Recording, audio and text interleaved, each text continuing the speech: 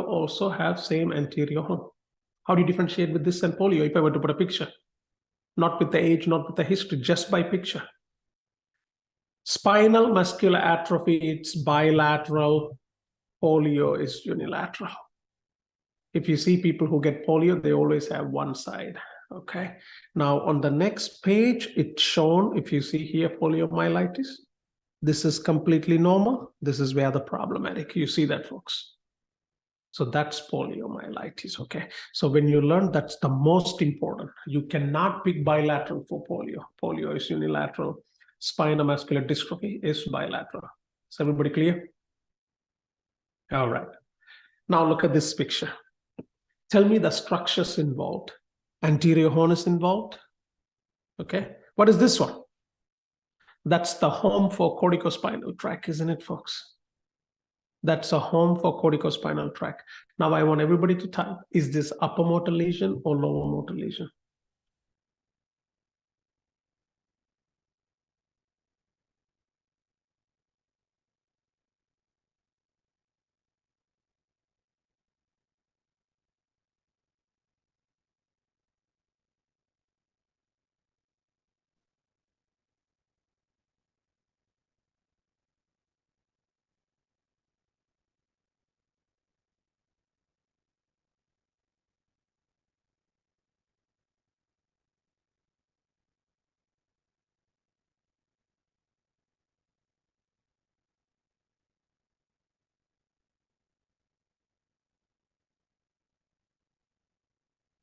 This is an example that has both upper motor neuron and lower motor neuron.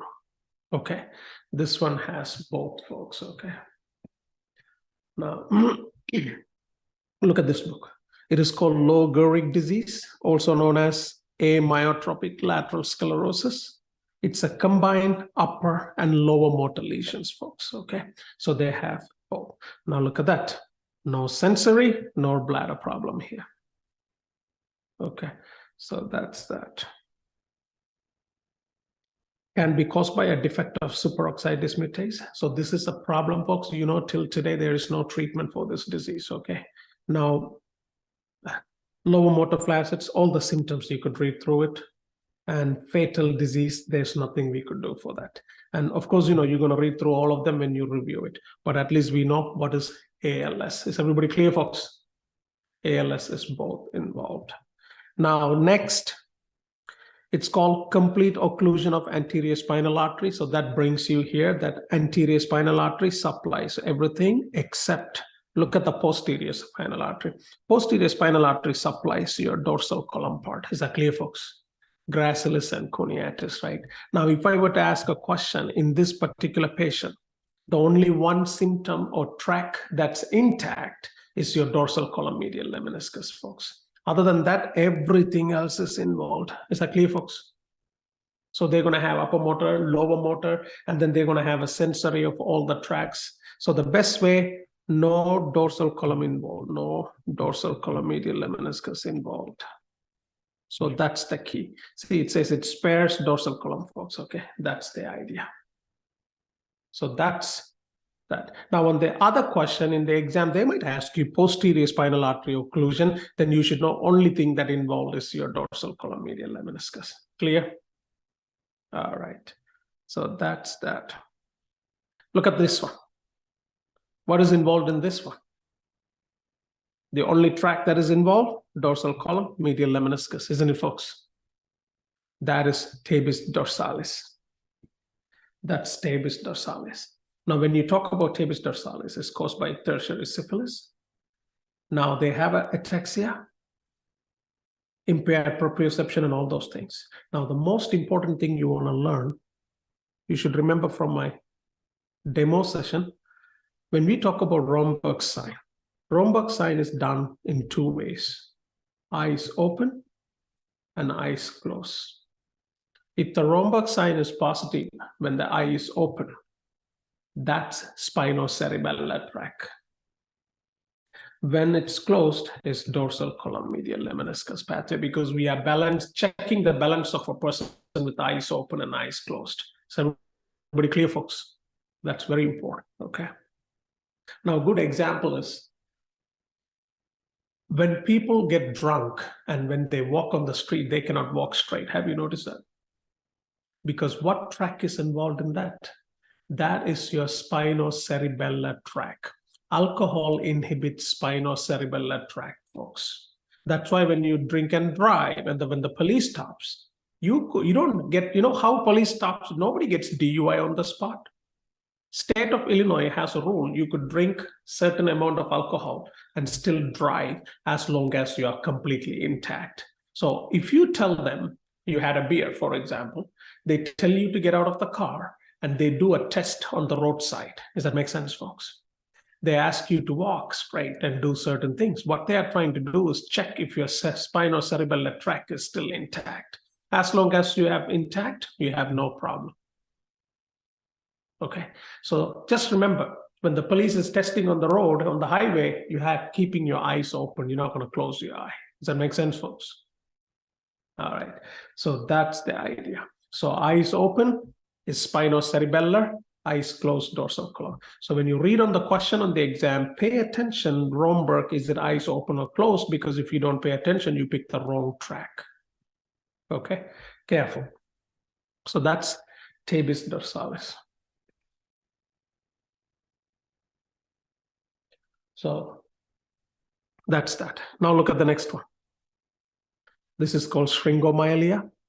The part is anterior commissure is affected. Is everybody clear, folks?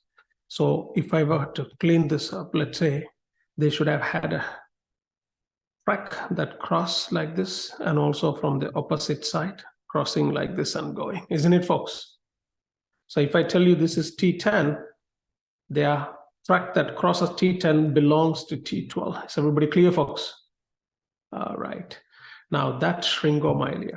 The problem with syringomyelia, they don't just affect T10, one segment. They usually affect like multiple segments, like T10, 11, 12, 1. It's a big disease, folks, systemic disease, okay?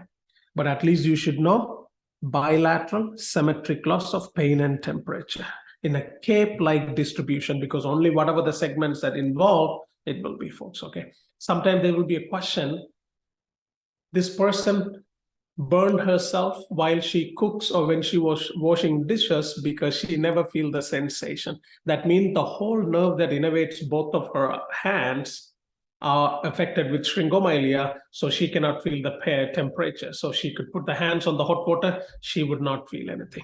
Is that clear, folks? So that's syringomyelia. Now, next one. Before we talk about this, tell me the three structure that's involved in here. Dorsal column medial lemniscus. Why did I say three? Look at this. This is not round. It's an oval shape, isn't it, folks? Oval means they're trying to tell both next to each other. One is spinocerebellar, corticospinal. Is everybody clear, folks? All three tracts are involved in here. That's vitamin B12 deficiency. We call that subacute combined degeneration. When we did macrocytic anemia, we said B12 deficiency as neurological symptom. And I said at that time, just remember neurology and we'll go in detail. Here we are. Three tracts: spinocerebellar tract, corticospinal tract, dorsal column tract. Are we clear, folks? Okay. Now what happened to Romberg sign here? It will be positive on both, eyes open and eyes closed. Okay. It will be positive on both. Okay. So those are three part here, folks. Now, while we doing B12 deficiency, I want to go to Friedreich's ataxia. I know in demo session, we covered Friedreich's ataxia. Let's quickly recap.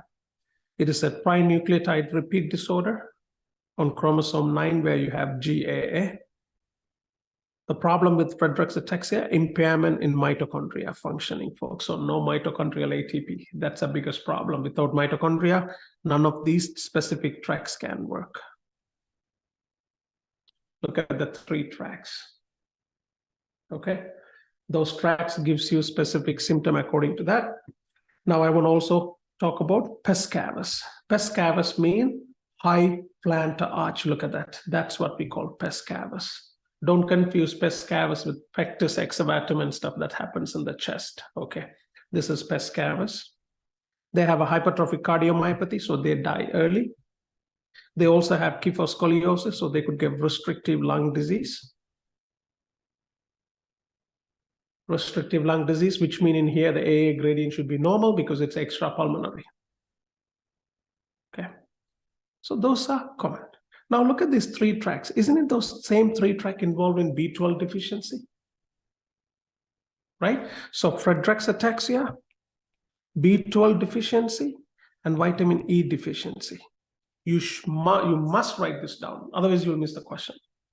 So Friedreich's ataxia, B12 deficiency, and vitamin E deficiency. All 3 diseases have same 3 tracks involved. And you must know how to differentiate one from the other. So B12, E, and Friedreich's ataxia. How do you differentiate? Friedreich's ataxia has a unique feature of pes cavus and hypertrophic cardiomyopathy. B12 don't have that. Instead of that, B12 have anemia. Is that clear, folks? Whereas vitamin E deficiency don't have anemia and don't have hypertrophic cardiomyopathy of pes cavus. Okay, so that's vitamin E deficiency. They asked that on the exam. Some, no matter how much well you know about Friedreich's ataxia, but if you don't know how to differentiate or what other disease has the same track, then no use. All good, folks? All right. So that's that. Now let's go back. Do not forget that. So that's vitamin B12 and E, and the same thing, folks. Look at this one. Cauda-Equina syndrome. Now you see what does Cauda-Equina syndrome mean? The cauda that hangs on the bottom is compressed for something, either abscess or either there's a tumor or something is compressing, right? Now, this gives you radicular pain, absence, knee and ankle reflex. Highlight. Loss of bladder and anal sphincter. That means they're going to have urinary incontinence and fecal incontinence, folks. It's very important. Okay, and they also have saddle anesthesia. Very important. It's such a severe problem. Surgical emergency. They have to go remove that to reduce. How do you differentiate this disease versus conus medullaris syndrome? It's exactly same as Cauda-Equina, except no bladder or fecal incontinence. That's the only way to differentiate. So conus medullaris is way mild comparing to Cauda-Equina syndrome. They are way mild comparing to that. Okay, so when you read a question, pay attention. If you see bladder and fecal incontinence, that's Cauda-Equina.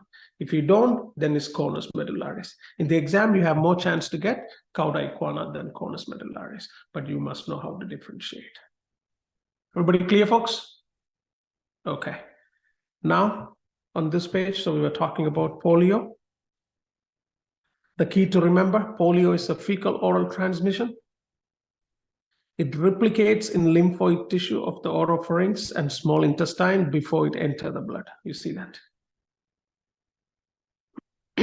And they have asymmetric weakness. That's because it's unilateral, not bilateral, folks. And when we do CSF analysis, you have increased WBC, slight increase of protein, folks. Okay, that's the idea. That's poliomyelitis. The next one here, it is called hemisection of the spinal cord, right? So entire half is completely destroyed. So which means every single structure is involved in one side. So spinothalamic is gone, spinocerebellar is gone, dorsal column is gone, corticospinal is gone. And okay, everything is gone, folks. So that is called Brown-Séquard syndrome, okay?